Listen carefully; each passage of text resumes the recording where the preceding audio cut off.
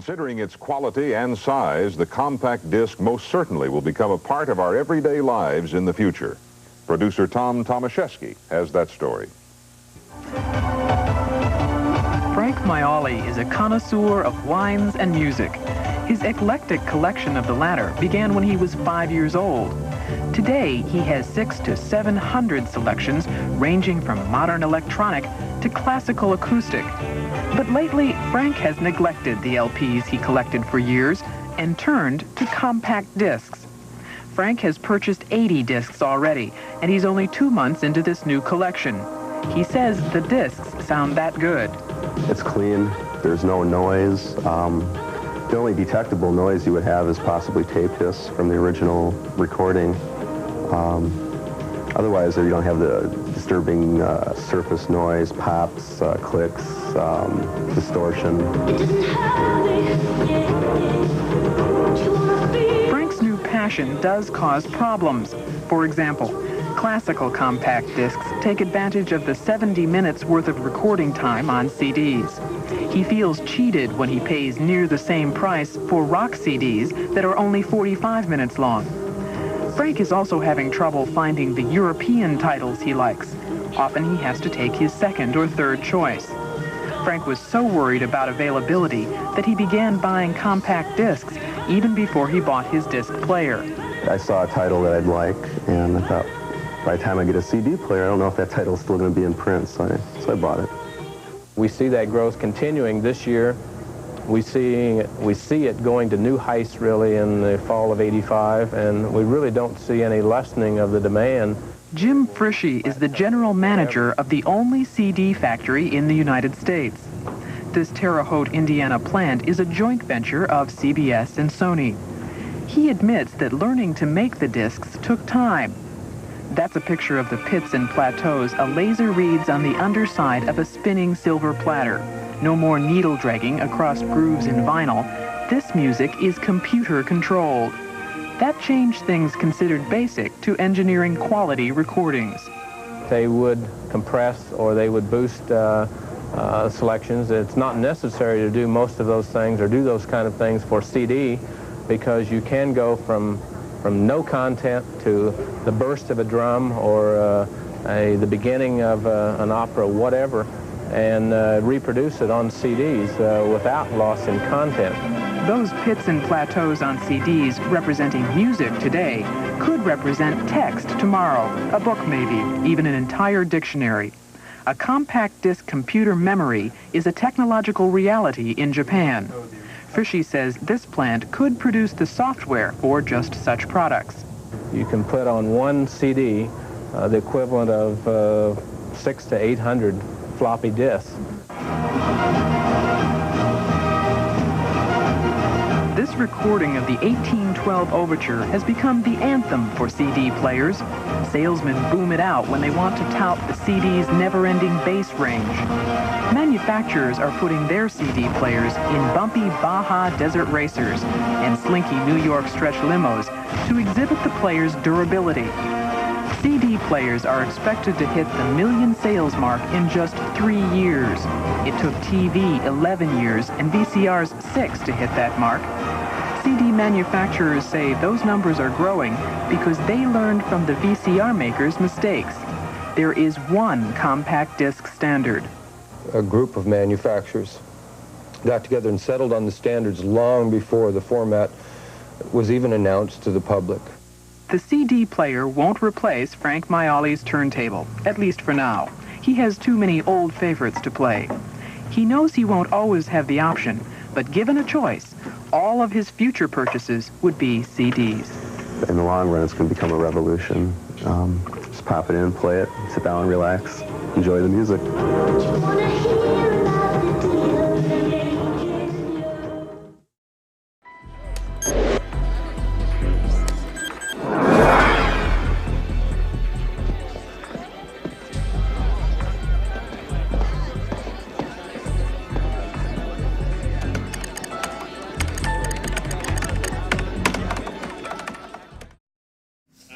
But again, I want to emphasize that I was like, how did I become this? But okay, I'm going to do this now. So because I was excited about Bitcoin, and even though I sort of slid into the role of this evangelist guy who's now running around Switzerland, giving talks and so on, I just said, okay, look, I love this stuff, and I'm going to do that now. So in this particular presentation, I've sort of taken out the part what's Bitcoin, because I figure that, quite a few people here might know that. So what I want to talk about is some of the problems that I found with Bitcoin, especially after releasing the video. So the first thing you have to do when you download a client, obviously you have to download the blockchain, and I guess the previous speakers have talked about that quite a bit. So the blockchain is just this, this chain of blocks where all the transactions are in there, and it means basically downloading the entire history of all transactions that all human beings have ever done on this network. And obviously that's not sustainable to do forever, and people always have to download this whole thing. So it's 140,000 of these blocks. I mean, it's a bit more, it's around 41,000. And so when I did this presentation, it was about 620 megabytes, and it took 6 hours when I tested it, but I've heard, like Gavin said, it can take several days. So it's obviously, it's not particularly good. So.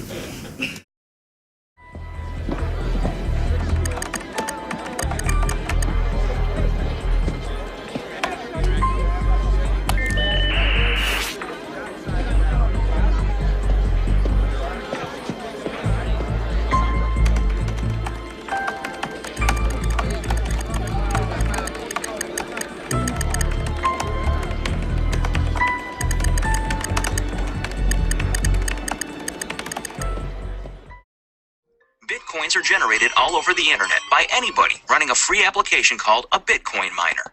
Bueno, this was brilliant because it was a very easy way of explaining the different parts very fast. One of the things that we were thinking about when we made the video was that we didn't actually want to explain as much as get people interested. It was pretty clear that you couldn't explain the technology behind Bitcoin in such a short time span, but we knew that people's attention span is limited, so if the video was going to be popular, it would have to sort of just pique people's curiosity and then send them off to do their own research and learn about it some more. Really, all we wanted to communicate is that Bitcoin is something completely unique and completely new, and that it brings some very cool features to the table. So we use coins.com is the website where this video is posted, and you were saying about the bounty. How was it created? It was just Bitcoin community members. Someone started a forum thread, and then people started, pitching in Bitcoins. And obviously back then Bitcoins weren't worth as much as they are today, but it was still, a decent amount of money at that point when we got involved. And it was enough to finance, all the artists that worked on the video, get a professional voiceover, get professional audio effects, and then also pay my friend who did the motion graphics for it. So it was pretty good, and it was definitely completely community driven. So I was just there jumping on the opportunity.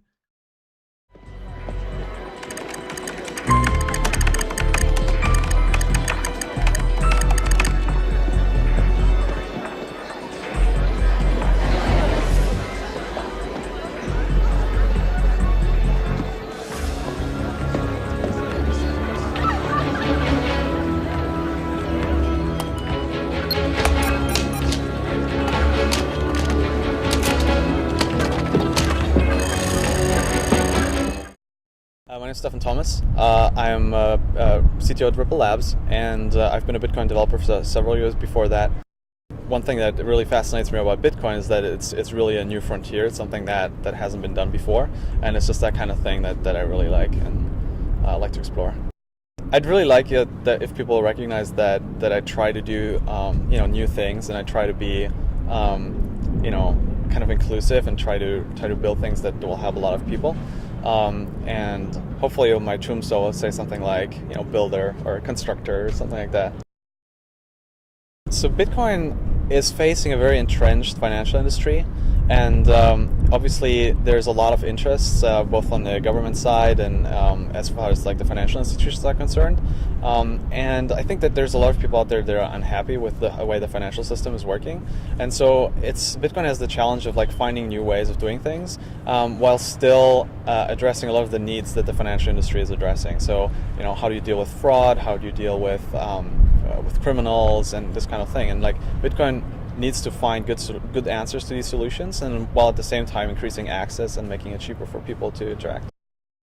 No, I don't think that Bitcoin and Ripple are necessarily competitors. I think Bitcoin is a novel kind of asset. It's a digital asset that you can send online, whereas Ripple is intended as a payment network that can transfer any kind of asset, usually something like fiat currencies or commodities and other kinds of value online. And so with Ripple, the problem we're trying to solve is like, how do you take something like, you know, a gold bar or a $100 bill and send it over the internet? And for that to work, there has to be someone actually storing that asset. And for that, we use gateways. And that's just fundamentally different than what Bitcoin's trying to do. And so I think the two are complementary.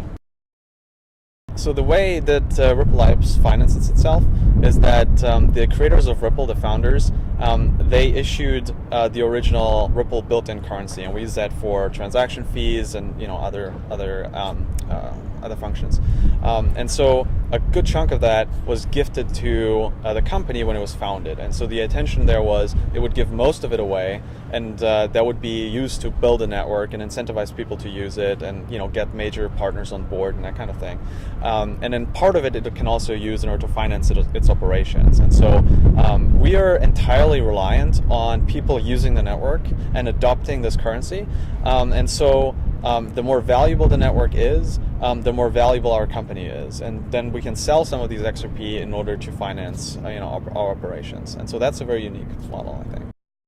I think for banks to start adopting Bitcoins, there needs to be the identity layer, ways to comply with the regulation. Like, banks are quite interested in this space, and they realize that there's problems there, and there's a lot of banks that could benefit from joining something like Bitcoin or Ripple. And for them, the hurdles are usually around compliance, potentially the risk of just getting involved in any new technology. So I think it's just going to be a slow process of addressing those concerns and building the technology layers that they need to comply with the regulations. So I think we're on the right path. So I think that the first thing I would point to is when I first joined, the reason I chose to spend my time on it and I chose to join was just the people. There's some absolutely incredible people working for Ripple Labs, and just the privilege of being able to work with these people is absolutely amazing. And as far as our investors go, I think that they recognize that, you know, here you have some guys who get it. You know, we understand what the concerns are that banks bring up. We've been, like, I've been working in Bitcoin for years before I joined Ripple, trying to get banks to adopt Bitcoin. And so I know exactly what they say, and I know exactly what their concerns are. And I think they feel like Ripple is in a position to address some of these problems, and I think they believe in our technology. So I think that that's why they would invest.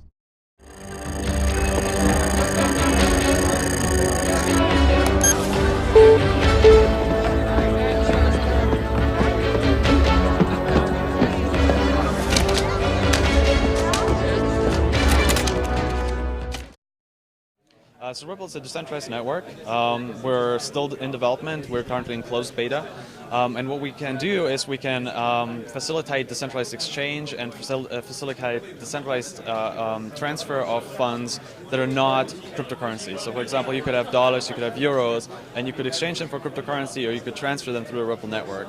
And the way we do this is by having so-called gateways, where you can deposit funds like gold or dollars or whatever you want, and they can issue IOUs on those, which can then be represented as that value in the Ripple network.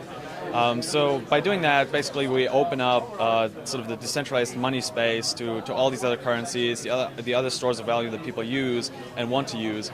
And I think that way it's sort of a way to integrate cryptocurrency with the rest of the world. Get away from the computer. What did you think you were trying to do? Save the world? No, not the world, just myself. I'm afraid it's too late for that. The offer's been withdrawn. You might want to Look at the screen. Because everything on that disk was just sent to the FBI. Everything. So, proof that the Gatekeeper program has a back door. My. Proof that Bergstrom and Dale's murder were orchestrated by Greg. Watcher. So, since the tech is currency agnostic, what would be the incentive to choose XRP over fiat or any other cryptocurrency? So this is where I'd almost love to ask my colleague up on stage, because we have our team who's actually trying to integrate with these different digital assets and different payment systems, and it's just many orders of magnitude of difference between XRP and, let's say, Bitcoin, and still several orders of magnitude between XRP and something like Litecoin, which is known as a more efficient sort of asset. And it's just a pleasure to work with, and part of it is it's been designed for that, right? Like, it's been designed to be used as the settlement asset in Interledger. It's been designed for that, right? Like, it's been designed to be used as the settlement asset in Interledger. It's been designed for that, right? Like, it's been designed to be used as the settlement asset in Interledger, and so has a lot of functionality like payment channels built in a certain way that are incredibly efficient for this particular use case. And so I think the main answer is right now it's just the best thing to use. Like, we talk to people, hey, let's set up a connector. Well, what do we peer with? Well, we could use Litecoin, or we could use XRP, but XRP will just be cheaper. So let's use XRP. And so I think as much, to the extent that these connectors are going to be competing with each other and they're trying to think about their margins, XRP is just going to look like a very good option for them. My name is Stefan Thomas. I am the founder and CEO of Coil. Before Coil was just started last year, I was the Chief Technology Officer at Ripple. Before that, I was a contributor to Bitcoin. I wrote the first JavaScript implementation of Bitcoin. I also worked a lot in Bitcoin advocacy and kind of getting the word out about cryptocurrency.